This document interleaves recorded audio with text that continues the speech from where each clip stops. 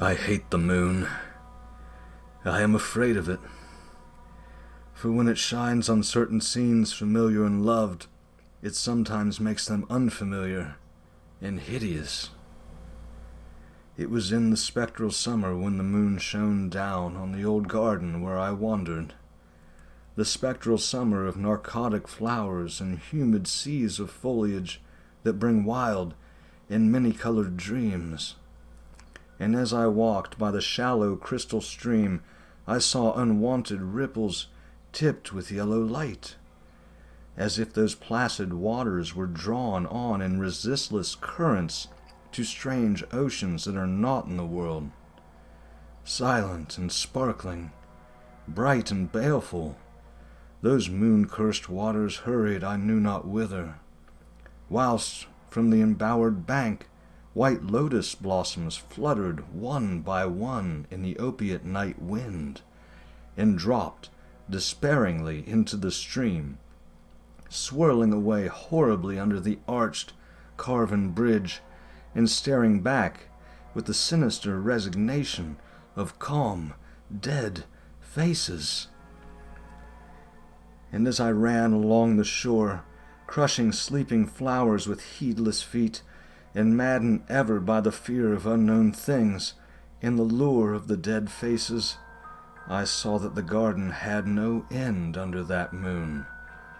For where by day the walls were, there stretched now only new vistas of trees and paths, flowers and shrubs, stone idols and pagodas, and bendings of the yellow-litten stream past grassy banks and under grotesque bridges of marble.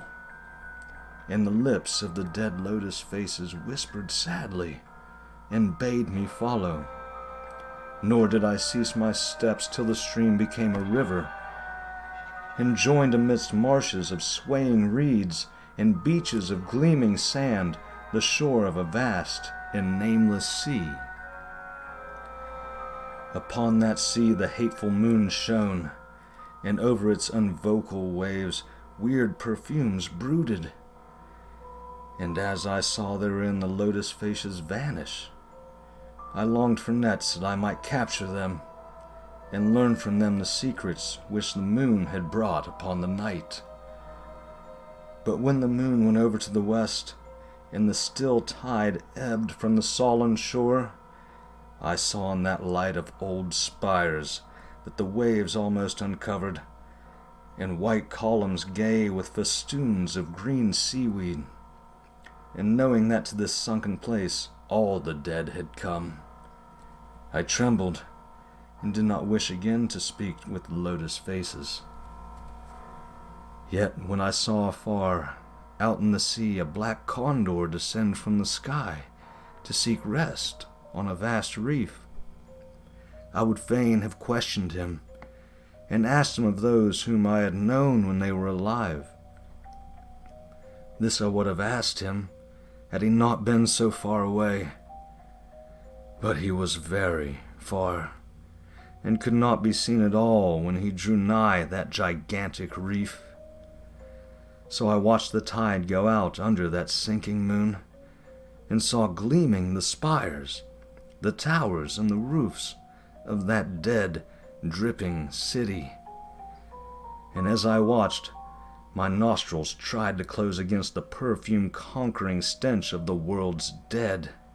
For truly, in this unplaced and forgotten spot had all the flesh of all the churchyards gathered for puffy sea worms to gnaw and glut upon. Over these horrors the evil moon now hung very low, but the puffy worms of the sea need no moon to feed by.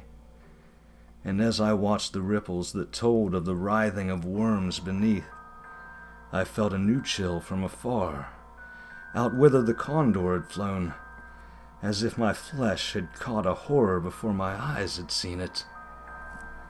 Nor had my flesh trembled without cause, for when I raised my eyes I saw that the waters had ebbed very low, showing most of the vast reef whose rim I had seen before. and when I saw that this reef was but the black basalt crown of a shocking icon, whose monstrous forehead now shone in the dim moonlight, and whose vile hooves must paw the hellish ooze miles below, I shrieked and shrieked, lest the hidden face rise above the waters, and lest the hidden eyes look at me after the slinking away of that leering and treacherous yellow moon. And to escape this relentless thing I plunged, gladly and unhesitatingly, into the stinking shallows where amidst weedy walls and sunken streets fat sea worms feast upon the world's dead.